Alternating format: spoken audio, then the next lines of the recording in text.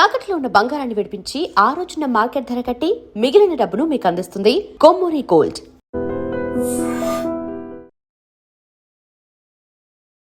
Ladies and gentlemen, welcome to iDream Media. నేను ప్రియదర్శన్, నాతో పాటు శేఖర్ భాషా గారు ఉన్నారు.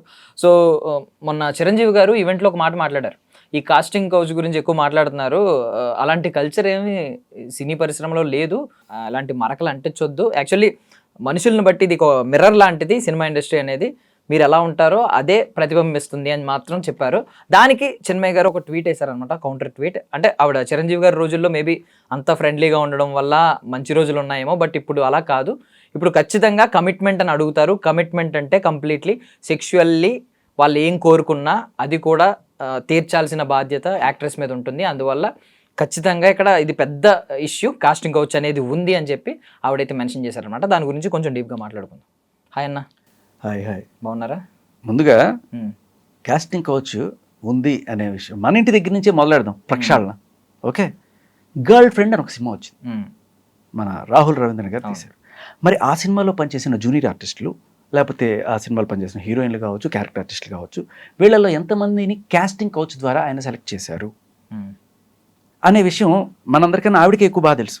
ఎందుకంటే వారి సతీమణి కాబట్టి, రాహుల్ రవీంద్ర గారు చాలా దగ్గరగా చూస్తుంటారు కాబట్టి. సో మరి ఇవన్నీ అక్కడి నుంచి చూసి ఆవిడ చెప్తుందా? ఇప్పుడు మిగతా సినిమాల షూటింగ్లకి ఆవిడ వెళ్ళలేదు, ఈయన షూటింగ్ అంటే భర్త షూటింగే కదా అని వెళ్ళొచ్చు.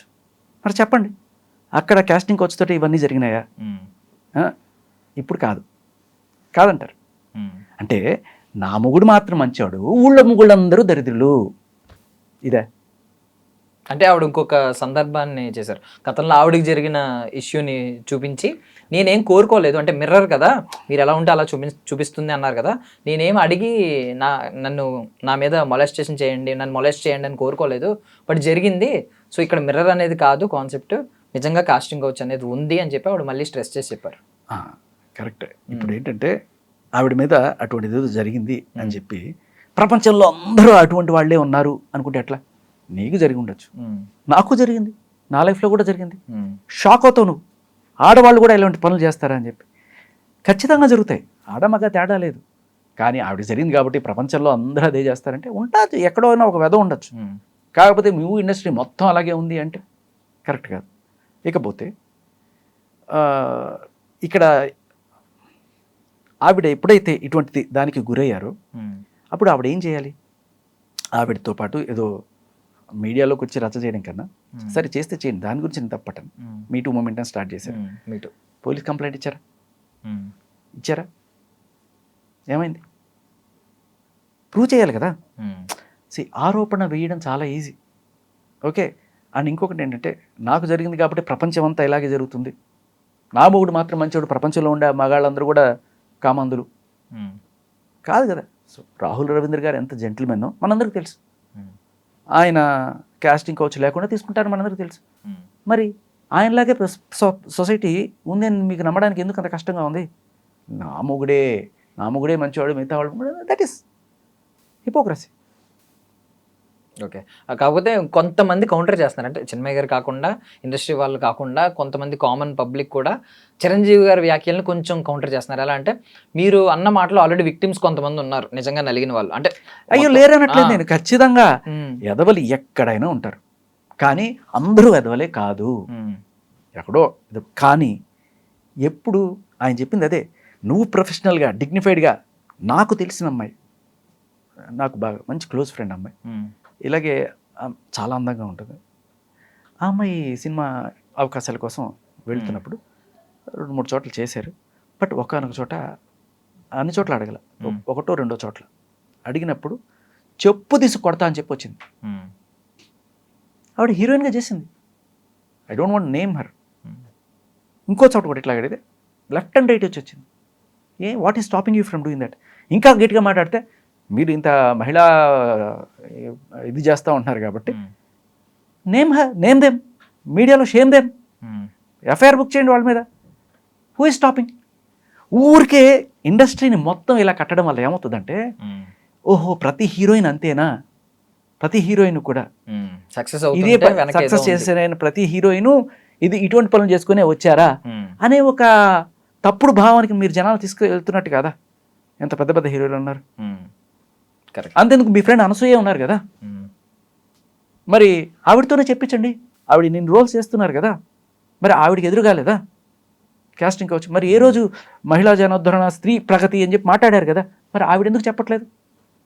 ఇటువంటివి నిజంగా ఉండుంటే మీరిద్దరూ కూడా ఆవిడ ట్వీట్ పెట్టడం, మీరు షేర్ చేయడం, మీరు ట్వీట్ పెట్టడం, ఆవిడ షేర్ చేయడం, మరి చెప్పించండి ఆవిడతోటి. అంటే దీన్ని ఆవిడ స్ట్రెస్ చేసి చెప్పింది ఏంటంటే ఇంకొకటి, అంటే ఒకవేళ గనక ఎవరైనా మనం అబ్జెక్ట్ చేస్తే, ఇంగ్లీష్ మీడియం బ్యాక్గ్రౌండ్ నుంచి వచ్చిన వాళ్ళందరూ కమిట్మెంట్ అని ఉంటుంది, దాన్ని అందరూ ఏమనుకుంటారంటే డెడికేటెడ్గా పనిచేయాలని ఓకే అనుకుంటారు. బట్ తర్వాత ఏంటంటే కమిట్మెంట్ అంటే ఈవెన్ సెక్షువల్ కోరికలు కూడా తీర్చాలి, ఒకవేళ తీర్చని పక్షంలో మనం ఖండిస్తే మనకు అవకాశాలు లేకుండా చేస్తారని కూడా స్టేట్మెంట్ పాస్ చేశారు. ఇప్పుడు చిరంజీవి గారు ఏ కాస్టింగ్కి వచ్చేసి ఆయన హీరో అయ్యారు? ఆయనకి ఆల్రెడీ ఇక్కడ ఉన్న గాడ్ ఫాదర్ ఉన్నారా? లేరు. రవితేజ ఏ కాస్టింగ్కి వచ్చేసి వాళ్ళకి ఉన్నారు? నాని, విజయ్ దేవరకొండ, ఎంతమంది లేరు ఇట్లా. ఇప్పుడు చిరంజీవి గారు వచ్చిన తర్వాత కావాలంటే పవన్ కళ్యాణ్ లేకపోతే రామ్ చరణ్ వీళ్ళందరికీ ఆయన ఒక ప్లాట్ఫామ్ అయ్యారు, కానీ ఆయన ఎక్కడి నుంచి వచ్చారు? ఎక్కడ ఏ కాస్టింగ్ కౌట్ చేసి వచ్చారు? అబ్బాయిలకి లేదు కదా కాస్టింగ్ కౌచ్ అనేది వాళ్ళ ఫీలింగ్ కదా. అబ్బాయిలకి లేదు, అబ్బాయిలు ఎవరు ఎందుకు లేదు? ఎందుకు లేదు? ఆయుష్మాన్ ఖురానా, రణ్వీర్ సింగ్, బాలీవుడ్, అరే టాలీవుడ్ లో ఉందయ్యా. నీకు ఇక్కడ జరిగేది విచిత్రం చెప్పనా ఎలా ఉందో? ఓపెన్గా చెప్తా. ప్రాస్టిట్యూట్స్లో కూడా చాలా అందగత్తెలు ఉంటారు. ఆ అందగత్తెల్లో కొంతమంది మూవీలు ఛాన్సెస్కి ట్రై చేసుకోవడం కోసం వస్తారు. వాళ్ళకి ఇది చాలా ఈజీ. ఎప్పుడైనా ప్రొడ్యూసరో డైరెక్టర్ అడిగితే దట్స్ నథింగ్ ఫర్ దెమ్. వాళ్ళకి ఏ రకమైన ఇది ఉండదు. సో దానికి మేము ఆల్రెడీ రెడీ అన్నట్టుగానే, లేకపోతే వాళ్ళు అడగకపోయినా వీళ్ళే వాళ్ళని ఇది చేయడం అనేది మనకు ఆల్రెడీ కొంతమంది డైరెక్టర్, తమ్మారెడ్డి భరద్వాజ్ గారు లాంటి వాళ్ళు కూడా చెప్పారు. నేను తీస్తున్న సినిమాల్లో కొంతమంది హీరోయిన్లు అవుదాం అనుకొని వచ్చి లిటరలీ నా చేతులు తీసుకొని వాళ్ళ ఎక్కడెక్కడో పెట్టుకొని నన్ను ఏదో రకం మీకు ఏం కావాలంటే అది అని చెప్పి చేసిన వాళ్ళు ఉన్నారు.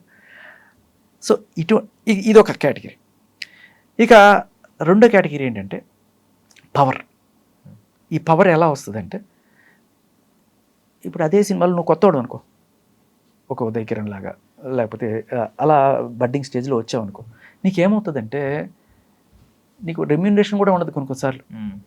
కానీ వీళ్ళకి రెమ్యూనరేషన్ ఉంటుంది. నీకన్నా ఒకవేళ నీకు రెమ్యూనరేషన్ ఇస్తే, నీకు 5,000 ఇస్తే వాళ్ళకి 5 లక్షలు ఇస్తారు.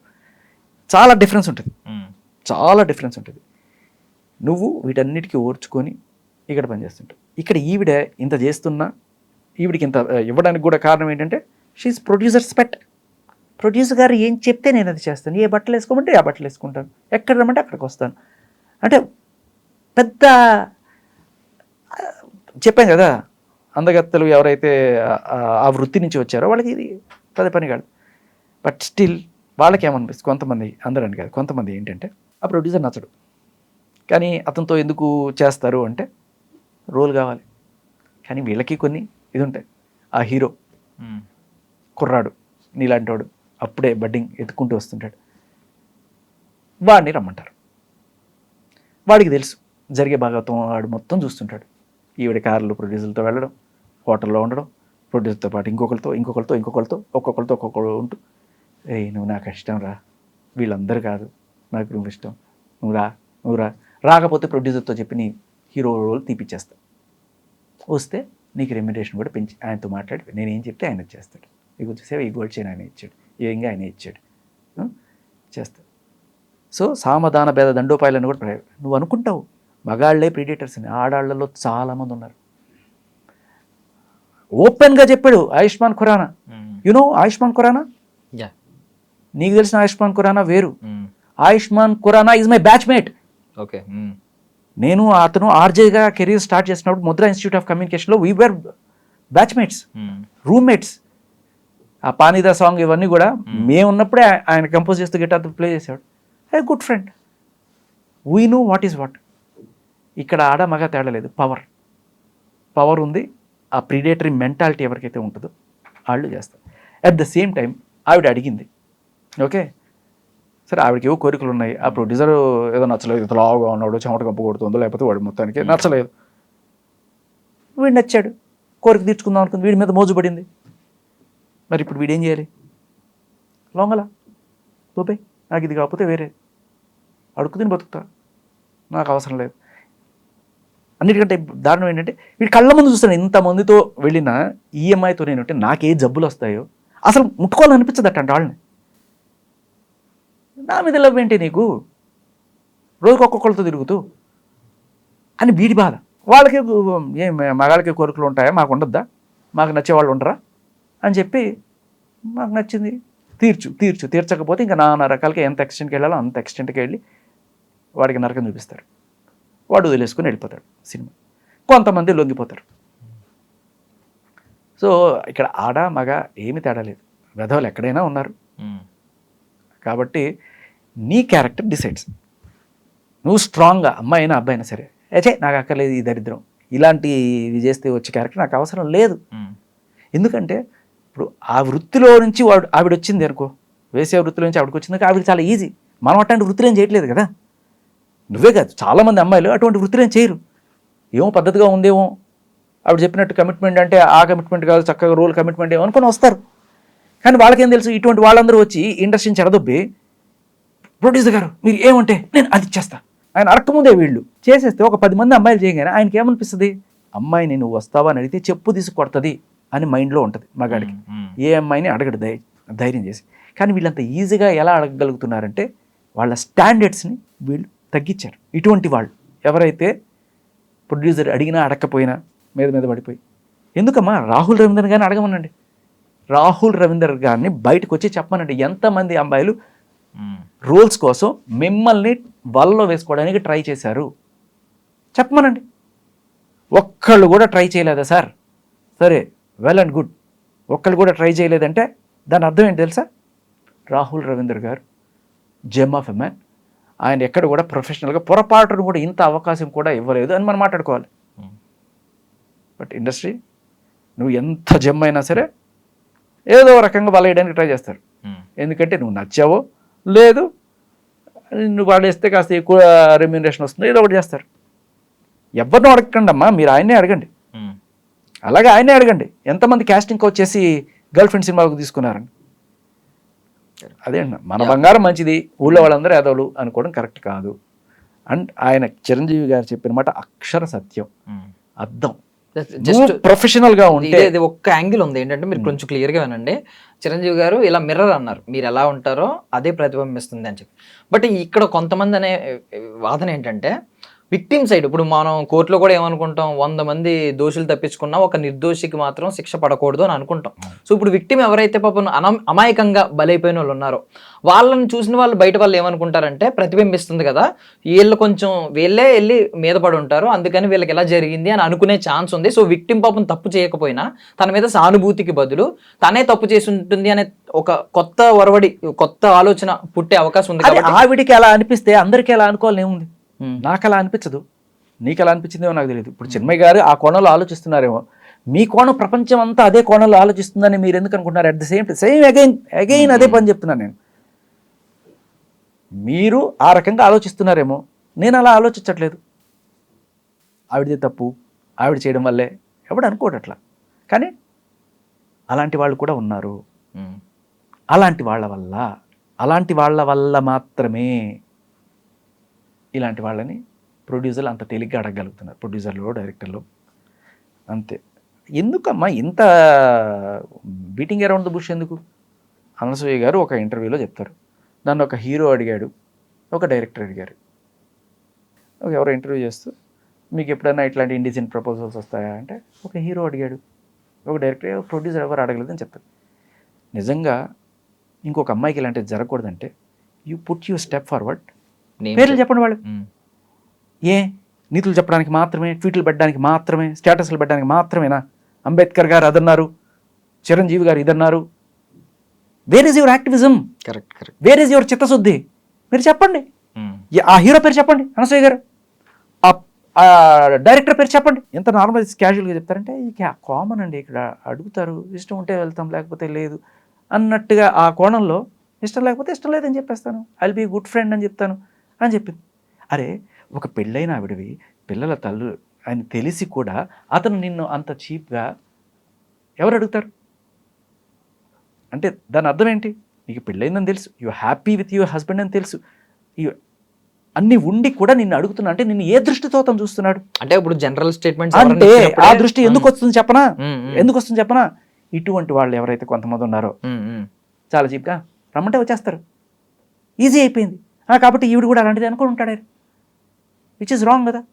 అదే ఇప్పుడు జనరల్ స్టేట్మెంట్స్కి ఆవిడ రెస్పాండ్ అయ్యి ఇంత పబ్లిక్ ప్లాట్ఫామ్లో మాట్లాడుతున్నప్పుడు స్పెసిఫిక్గా ఆవిడనే ఒక వ్యక్తిలా అడిగినప్పుడు ఖచ్చితంగా పేర్లు చెప్పాల్సిన బాధ్యత ఉంది. ఏ ఊరికే ట్వీట్లు పెట్టడాలు అది ఇది అని చెప్పి వేసుకోవడం కాదు. మీరు నిజంగా దమ్ముంటే వాళ్ళ పేర్లు బయట పెట్టండి. ఇవాళ ఏ ప్రొడ్యూసర్ ఏ డైరెక్టర్ అడిగాడు, ఏ హీరో అడిగాడు, మీరు పేర్లు చెప్పండి. ఇలా చెప్పడం వల్లే కదా ఇంకో నలుగురు ఇట్లాంటి పని చేయడానికి భయపడతారు. మీరే ఆ పని చేయకుండా ఓన్లీ నీతులు చెప్తే ఎవరికి లాభం? కరెక్ట్. థ్యాంక్ యూ అన్న, thank you so much for your valuable time.